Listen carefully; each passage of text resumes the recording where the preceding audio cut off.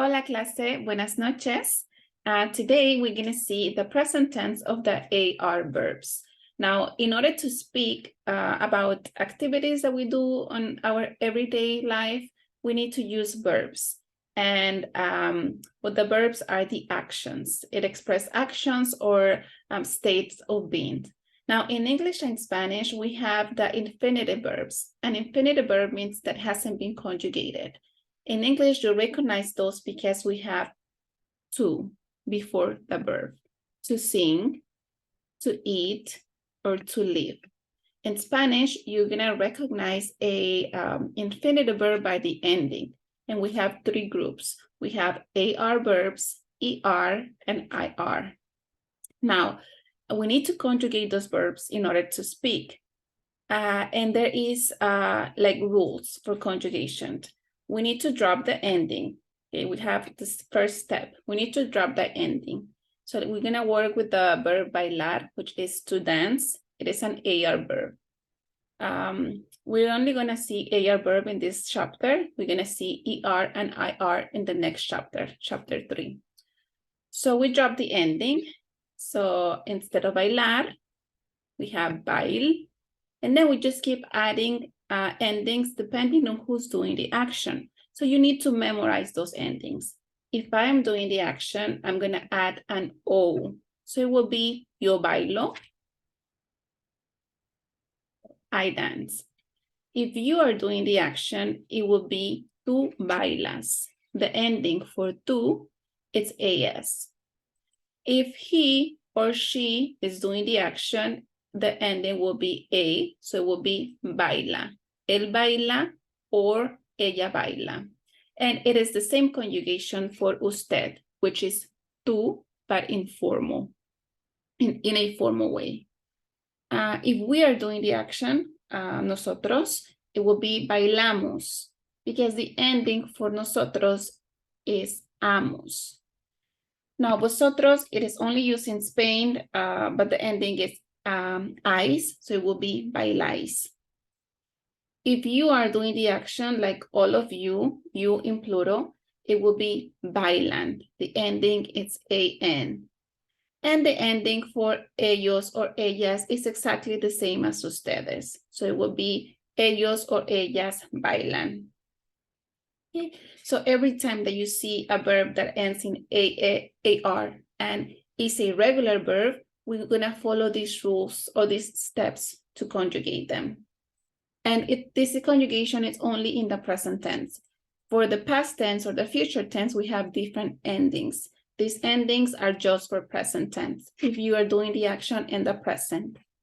Now, these are some common AR verbs that we're gonna be using during the semester. They are very common, so you're gonna hear them very often on the streets. We have caminar, which is to walk. If I want to say that I walk every day, it will be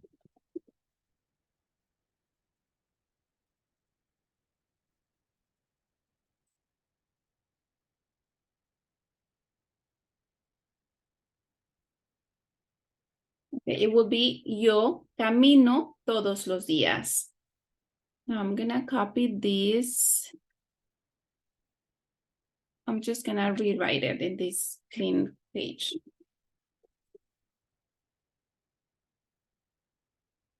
Yo camino todos los días. Now the infinitive verb is caminar. The first step is to drop the ending. We drop AR and we have camin. This is my stem, camin. Now I need to add the ending depending on who's doing the action. And I am doing the action, so the ending for I is O, camino. So yo camino, I walk every day, todos los días. Let's do another example. Let's say cocinar, which is to cook. Cocinar, we drop the ending, we have the stem, and now we add the ending depending on the subject. Now let's say that she is doing the action, so it will be cocina.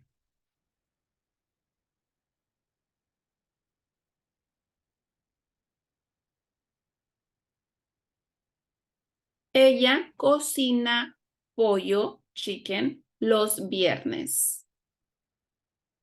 Okay? She cooks chicken on Fridays. Let's see another example. Desear. Now, every time that I put this plus infinitive, it means that you're going to conjugate the first verb and then you're going to use it with a different verb, but you're going to leave it in the infinitive. Let's say desear means to desire or to wish. Now, desear plus infinitive.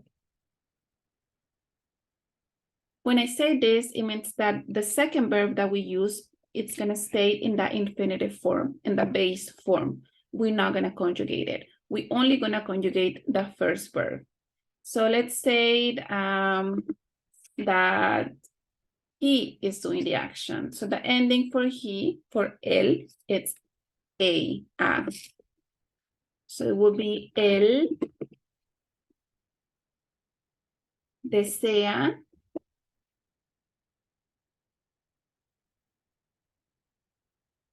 estudiar español.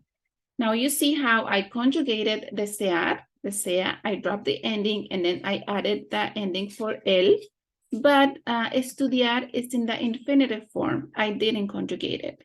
So every time that you have double verbs, two verbs, we only conjugate the first one. So he desires to study Spanish. And we're gonna do just one more example, necesitar plus infinitive. Again, we're only going to conjugate necesitar and we leave the second verb in the infinitive form. And we're going to say that ellas, they, feminine is doing the action. So, necesitar plus infinitive. Ellas. Now we have necesitar. The first step is to drop the ending. We have the stem, and then we add the ending for ellas to the stem. And the ending for ellas is an. So necesitan. Ellas necesitan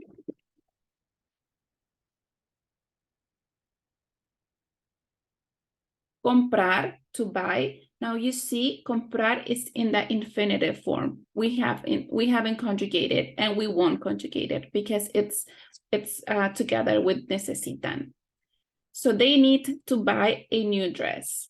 Ellas necesitan comprar un vestido nuevo. Ok, seguimos.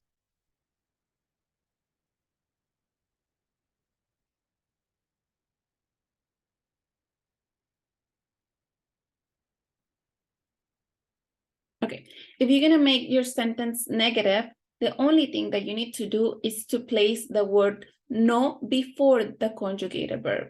So if you have two verbs, you place the word no before the conjugated verb.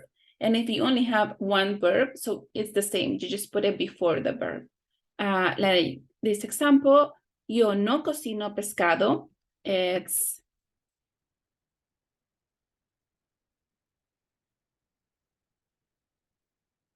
I don't cook fish. This is in the present tense and it's a negative sentence. This other example is José no baila cumbias. So we conjugate bailar because there's only one verb and we place no before the verb. And this means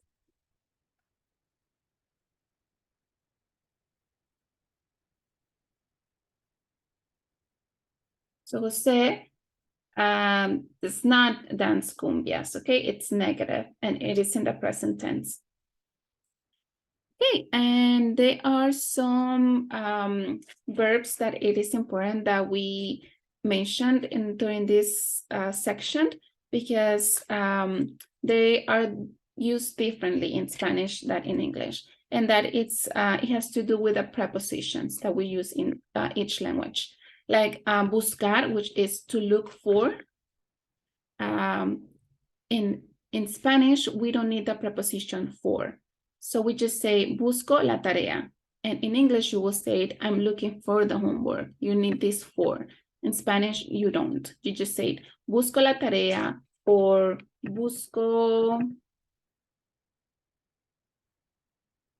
un vestido. I'm looking for a dress. You see how we don't have that for in Spanish. Now, escuchar, which is to listen. In Spanish, you don't need that too. Okay, you just said, escucho la música. I'm listening to music in English, but in Spanish, we don't need this preposition. So, escucho la música. Or,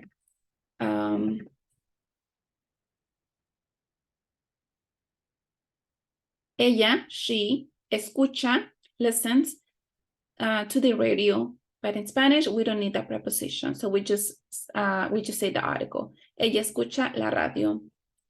To esperar, to wait for, with that for, we don't need it in Spanish. We just said, espero el autobús. I'm waiting for the bus.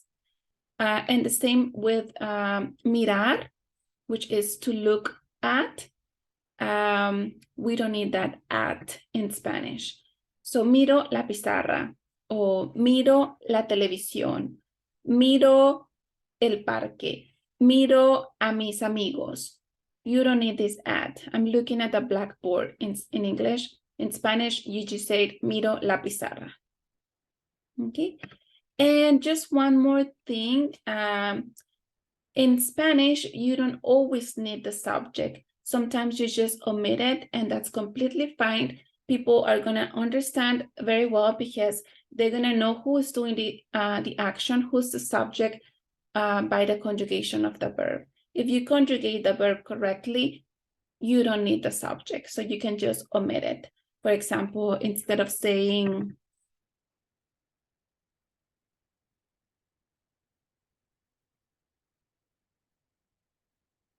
yo estudio español los martes, since estudiar, it's already conjugated, you don't really need the subject. So you can just say, estudio español los martes, and everybody gonna understand perfectly that you are doing the action, that you are the subject. Okay, so that's it for the AR verbs. I hope that you understand everything, and we'll see you around. Adios.